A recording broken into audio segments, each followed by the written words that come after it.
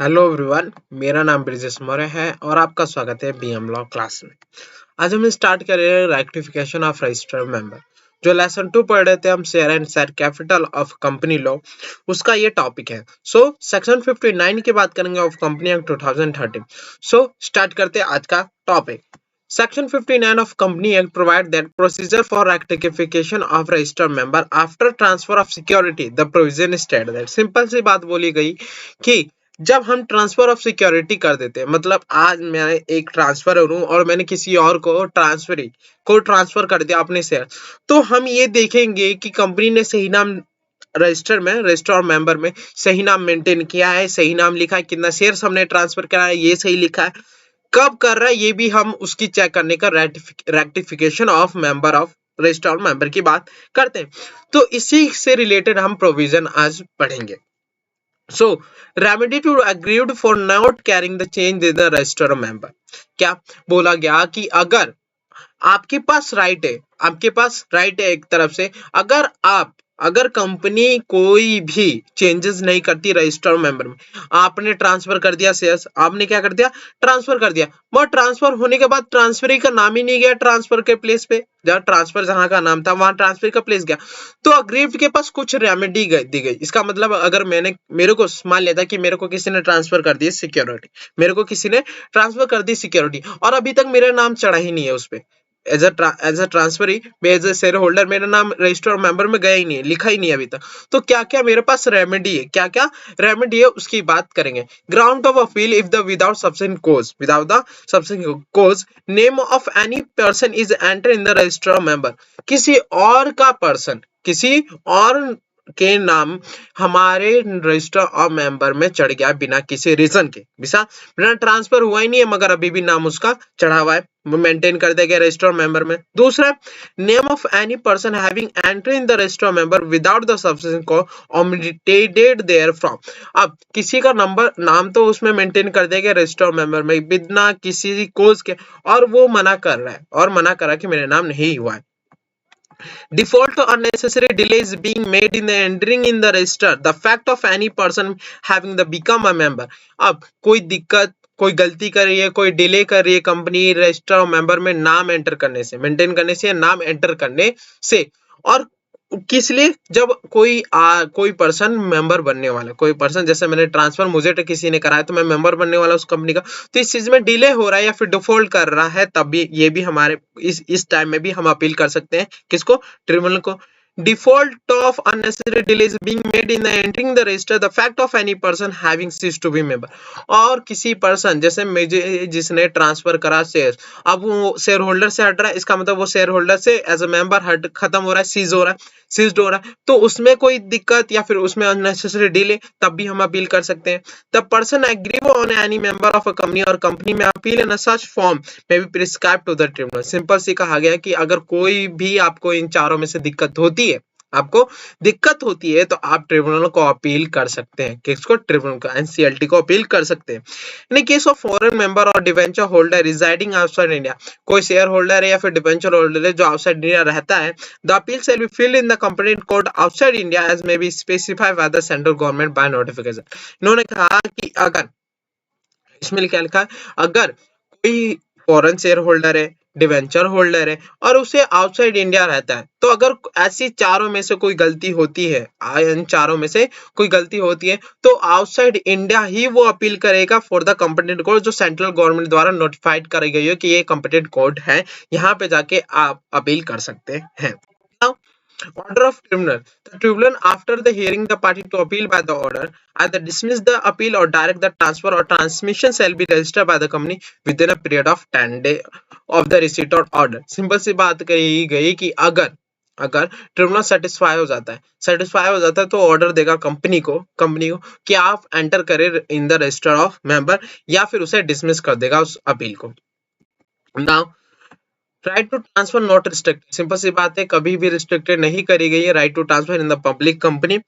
Default in complying with the order, अब बात करते हैं, if the default is made in complying with the order of tribunal, अगर कोई पर्सन जो ऑर्डर मिला है बाय द ट्रिब्यूनल से, उसे कंप्लाई करने में कोई भी गलती करते हैं, the company shall be punishable with the fine which is not less than 1 lakh rupees which may extend to 5 lakh rupees, and every officer company who is a default shall be punishable with imprisonment for a term which may extend to 1 year, और fine which shall not be less than 1 lakh rupees which may extend to 3 lakh rupees तक की fine हो सकती है। Then basic instance of the rectification, हम कब कब rectification कर सकते हैं, हम कब कब चेक कर सकते हैं, इसकी बात करते हैं। एप्लीकेंट इंड्यूस टू शेयर इस मिस रिप्रेजेंटेशन, कोई भी पर्सन कर रहा है, करने वाला है मिस रिप्रेजेंटेशन या फिर कर रहा है। Share holder name remove unlawful surrender of share, जो शेयर होल्डर का नाम है बिना किसी रीजन के या फिर उसने अभी सरेंडर करा ही नहीं है तभी भी उसका नाम हटा दिया गया है। इरेगुलर अलॉटमेंट हो रहा है तब भी। Name of nominee and enter in the register without consent, without knowledge और कंसेंट, जब भी हम नॉमिनी का नाम एंटर करते हैं तो हम नॉमिनी से कंसेंट या फिर नॉलेज लेते हैं कि हम आपका नाम एज अ नॉमिनी एंटर कर रहे हैं, तो उस टाइम में भी कर सकते हैं। Allotment share to non resident without taking necessary permission for the foreign exchange, allotment in violation of memorandum of association of the company, कभी भी अलॉटमेंट किसी नॉन रेजिडेंट को होते हैं तो हम फेमा के जितने भी रेगुलेशन और एक्ट है उसे कंप्लाई करना पड़ता है और आरबीआई से अप्रूवल लेना पड़ता है। वो सारी चीजें करे बिना हम किसी पर्सन को अलॉटमेंट कर रहे हैं, नॉन रेजिडेंट पर्सन को, या फिर अलॉटमेंट कर रहे हैं मगर हम जब अलॉटमेंट कर रहे हैं हम वॉलेशन कर रहे हैं मेमोरेंडम ऑफ एसोसिएशन का, तब भी रेटिफिकेशन करा जा सकता है ना। Loan transfer deed, lost transfer deed, if the sometime found that transfer document sent to the company are lost, इन्होंने कहा कि जब हम ट्रांसफर करते हैं, जब हम शेयर ट्रांसफर करते हैं तो हमें ट्रांसफर डीड बनाई जाती है फॉर्म नंबर SS4 में, फिजिकल फॉर्म में। तो अगर वो कंपनी से खो जाती है, या फिर कुछ हो जाता है, in such case the provision of section 56 subsection 1 of the act provide that where the instrument of transfer has been lost or instrument of transfer has not been delivered within prescribed period which is within a certain day, the company may register the transfer on a such term as indemnity as a board may think fit। फिर अगर lost हो जाता है bye the company या फिर transit होता है तो जो कंपनी है वो रजिस्टर कर देगी नाम वो रजिस्टर कर देगी of a such term. Indemnity किसका दी जाएगी, बोर्ड ऑफ डायरेक्टर को। ट्रांसफर डिवेंचर, जैसे हम शेयर्स ट्रांसफर करते हैं वैसी डिवेंचर का भी दिया हुआ है। In case of transfer of debenture और proper instrument of transfer duly stamp, simple सी बात है, जब भी हम ट्रांसफर करेंगे तो इंस्ट्रूमेंट ऑफ ट्रांसफर बना होना चाहिए, स्टैम्प होना चाहिए, डेट होना चाहिए, एक्सिक्यूट होना चाहिए। Behalf of the transfer and transferee should be delivered to the company by the transfer या फिर transferee within a period of 16 days from the date of execution along with the certificate relating to debenture, or if no such certificate is accepted with the letter of allotment of debenture। ये सारी चीजें हमें company को deposit करनी पड़ेगी within 16 days। Now, transfer of share to the minor, अब हमने कहा कि जो ट्रांसफर है माइनर को ही है तो उसे हम शेयर ट्रांसफर कर सकते हैं, कहा गया कि according to section 56 of the company 2013 enable execution of transfer deed by the behalf of the transfer of transfer, the transfer deed can be executed by the minor। जब हम भी कोई भी शेयर्स ट्रांसफर करी जाती है तो वो क्या कहा जाता है कि एक्सक्यूशन होने चाहिए बाय द ट्रांसफर और द ट्रांसफर। तो एक माइनर एक्सक्यूट कर सकता है transfer deed through his natural guardian as a transfer, मगर उसकी जगह पे बिहाफ ऑफ, उसकी जगह पे कौन होना चाहिए, नेचुरल गार्जियन हो जाना चाहिए as a transfer. The contract entered into by the minor through his natural guardian is a binding and valid contract under Section 8 of Hindu Humanity and Guardianship Act 1956। Simple। Now, transfer of share to the partnership, simple सी बात है, firm is not a person and such is not entitled to apply for membership। हमने पढ़ा, हम अभी जब chapter 3 पढ़ेंगे उसमें साफ लिखा है कि एक पार्टनरशिप फर्म कभी भी लीगल एंटिटी नहीं होती, इसलिए वो ट्रांसफर नहीं कर सकती और मेंबर की तरह मेंबर किसी भी कंपनी में एंटर नहीं कर सकती। ट्रांसफर ऑफ बॉडी कॉर्पोरेट वो कर सकते, एक्वायर कर सकते अपने नाम पे, क्योंकि वो लीगल एंटिटी कहलाती है। और transfer without the authority of the owner, जो है नहीं रियल में शेयर होल्डर है नहीं या फिर उसके पास अथॉरिटी नहीं है और वो किसी को ट्रांसफर कर देता है शेयर्स, तो वो जो शेयर्स है जो ट्रांसफर कर सकता है वो उसे वॉइड कहा जाएगा। उसे क्या कहा जाएगा, वॉइड कहा जाएगा। Position of the transfer, where a transfer make a transfer he make an implied representation that the will be registered by the company in a name of the transferee in the place of transfer. जब भी कोई transfer करता है shares तो वो मान लेता है कि हम जब मैं ट्रांसफर करूंगा तो मेरी जगह पे ट्रांसफरी का नाम आ जाएगा,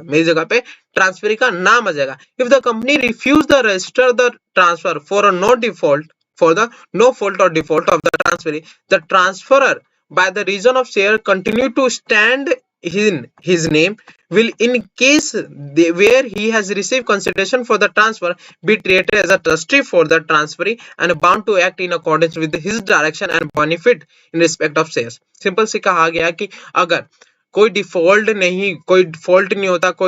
नहीं होता तब भी कंपनी रिफ्यूज कर देती है to the register the transfer.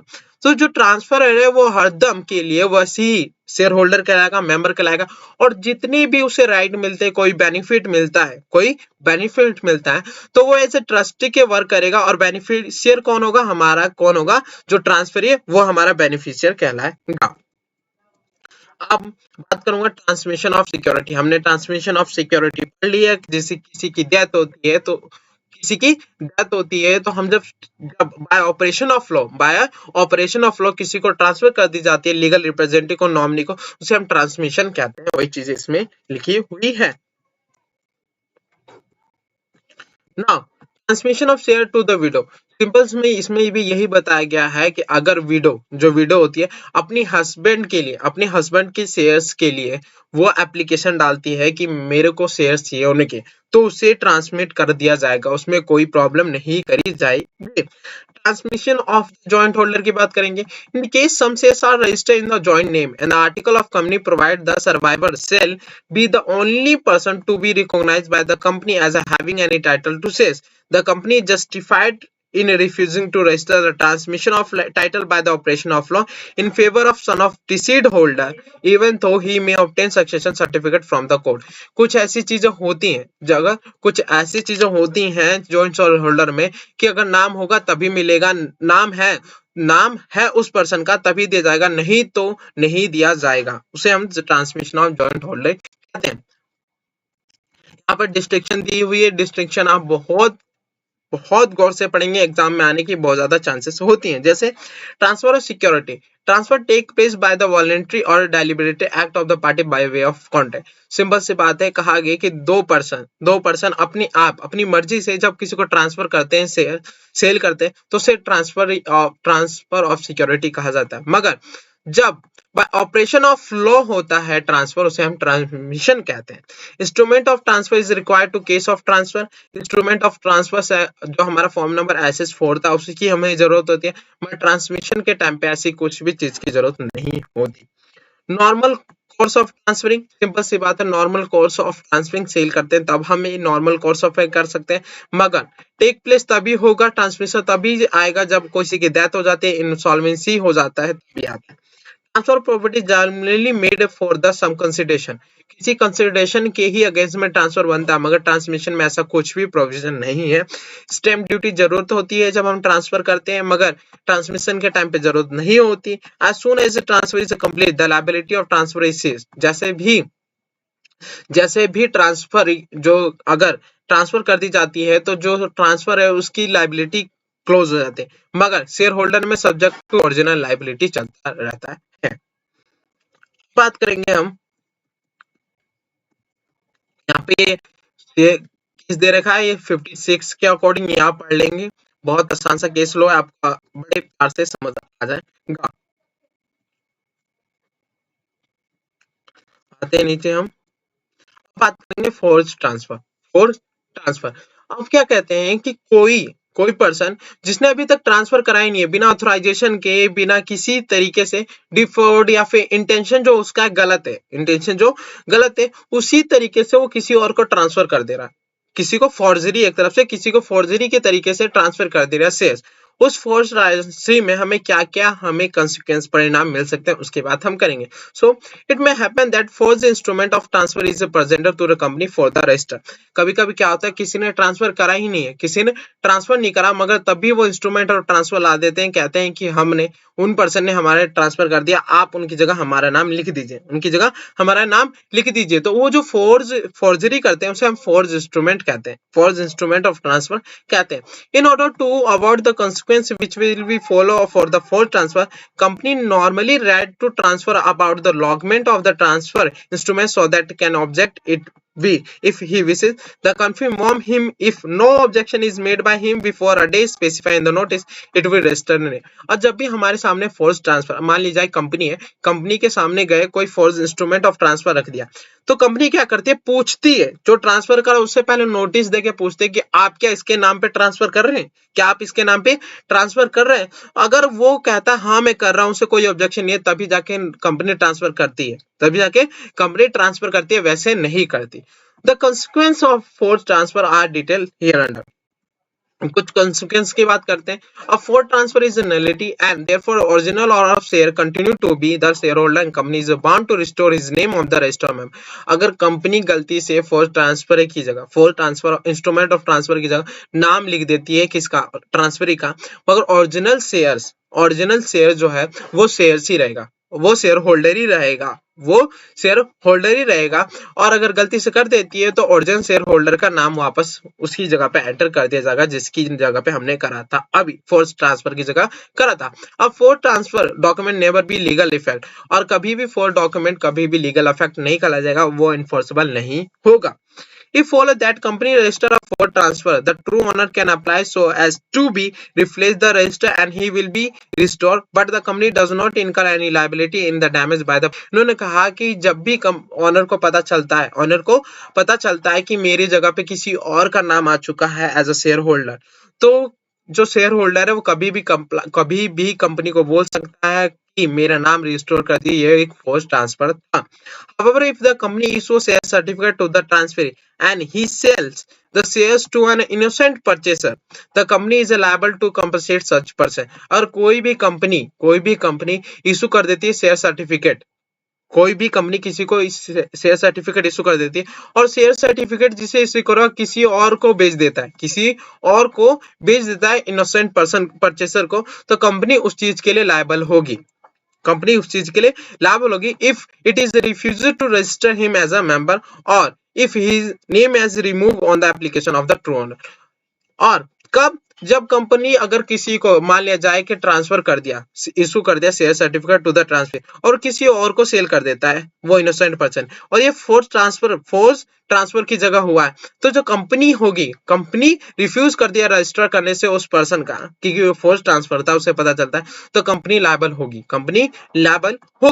If the company is put to loss by reason of force transfer as he may be paid damage to the innocent person, it may recover the same independently from the person who lock the force transfer. अगर company को कोई loss होता है उसे पे करना पड़ता है इनोसेंट परचेसर को, तो जो रिकवर करेगी वो लॉस वो करेगी जिसने फोर्स ट्रांसफर लॉक करा था, जिसने फोर्स ट्रांसफर लाया था कंपनी के सामने। यहाँ पे एग्जांपल दिया हुआ, एग्जांपल बहुत आसान है, आप अपने आप भी पढ़ सकते हैं इसे।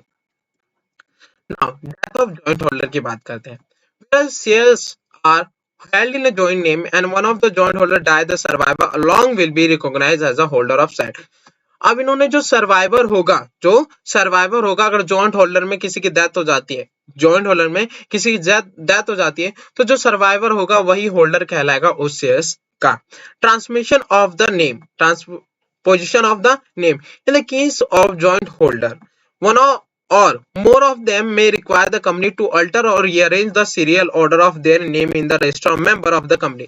अगर किसी जॉइंट होल्डर में एक या एक से ज्यादा की किसी की डेथ हो जाती है, फिर जॉइंट होल्डर जो है one or more them may require the company to alter rearrange the serial order of their name in register of member। और वो कहते हैं या फिर एक से ज्यादा कहते हैं कि जो अरेंज कर रखा है आपने जॉइंट होल्डर का नाम पहले, उसे हम रीअरेंज या फिर चेंज कर दें, फिर रीअरेंज कर दीजिए। In this position there will be need for affecting the consequence changing in the share certificate issue to them.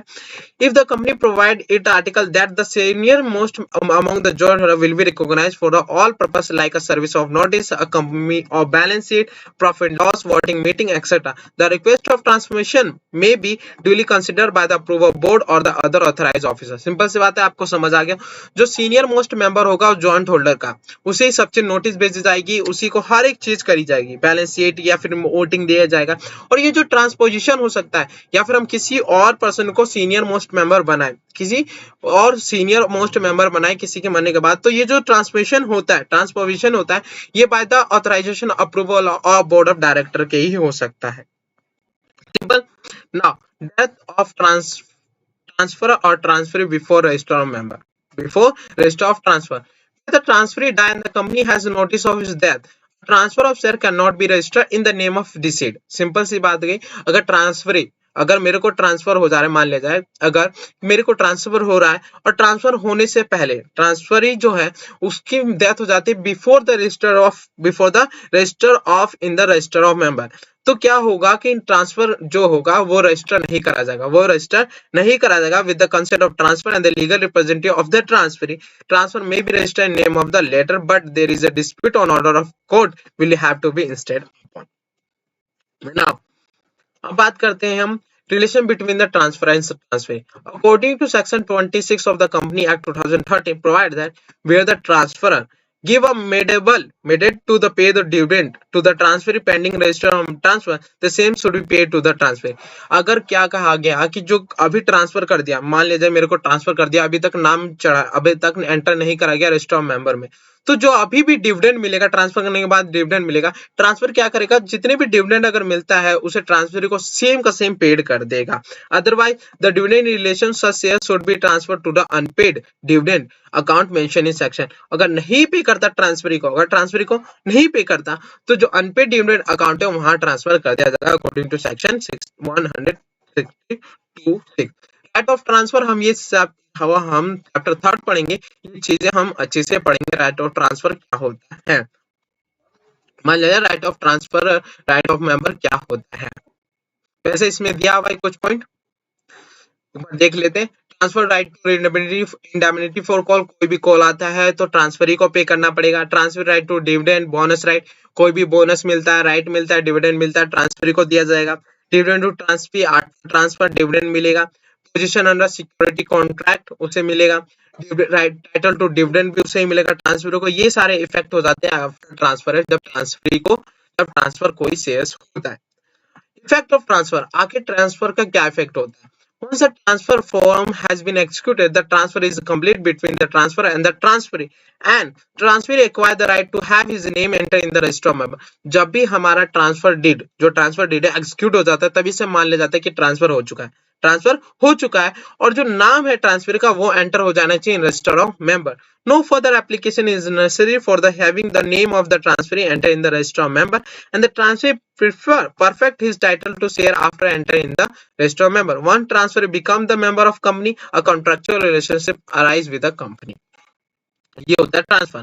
Priority among the transfer, इन्होंने एक केस लिया Societe Generale de Paris versus Janet Walker and other, where a shareholder has a fraudulently sold his share to different transferee, the first purchaser will on the ground of time alone be entitled to shares in the priority to the second। Simple से कहा गया कि मान लिया जाए a person है, उन्होंने क्या करा, पहले बी को शेयर्स बेचे, बी ने अभी पैसे नहीं दिए, मगर शेयर सर्टिफिकेट ट्रांसफर कर दिए, और यहाँ सी को भी बेचे। तो जिसको सबसे पहले बेचा होगा या ट्रांसफर करा होगा, वो सी को ही ट्रांसफर ही दिया जाएगा, उसी को सबसे पहले प्रायोरिटी दी जाएगी ऑन द सेकेंड। तो यही चीज यहाँ बताई गई है। नाउ अब बात करते हैं हम pledging of share. Shares of company can be subject matter of valid place. Simple सी बात गई गई कि according to section 2(7) of sale of good act 1930 define the good as meaning every kind of movable property other than actionable claim and money including stock and shares. Shares are good under the share of and therefore can be subject to matter of place under India Contract Act। इन्होंने कहा कि जो हमारा shares है एक movable property है, और जब मूवेबल प्रॉपर्टी को हम एज अ प्लेजी इस्तेमाल करते हैं, एज अ प्लेजी इस्तेमाल, मान लीजिए सिक्योरिटी इस्तेमाल करते हैं, तो हम प्लेस कर सकते हैं, उसे प्लेस कर सकते हैं, क्योंकि जब मूवेबल प्रॉपर्टी को एज अ प्लेज इस्तेमाल, एज अ सिक्योरिटी इस्तेमाल करते हैं उसे प्लेजी कहते हैं, और जब हम एज इमूवेबल प्रॉपर्टी को एज अ सिक्योरिटी इस्तेमाल करते हैं उसे मॉर्टगेज कहते हैं। तो यही बताया गया कि जब भी हमें अगर मान लिया जाए कि लोन लेना हो, हमने share certificate as a security रख दी, तो वो as a pledgee of shares कहलाएगा। Now legal framework for deposit system, ये हम नेक्स्ट वीडियो में पढ़ेंगे। आज के लिए इतना काफी है, मिलते हैं नेक्स्ट वीडियो में। Thank you so much for watching this video. अगर आप कुछ भी सीखे हो तो प्लीज इस चैनल को जरूर सब्सक्राइब करना। Thank you so much for watching this video, मिलते हैं नेक्स्ट वीडियो में।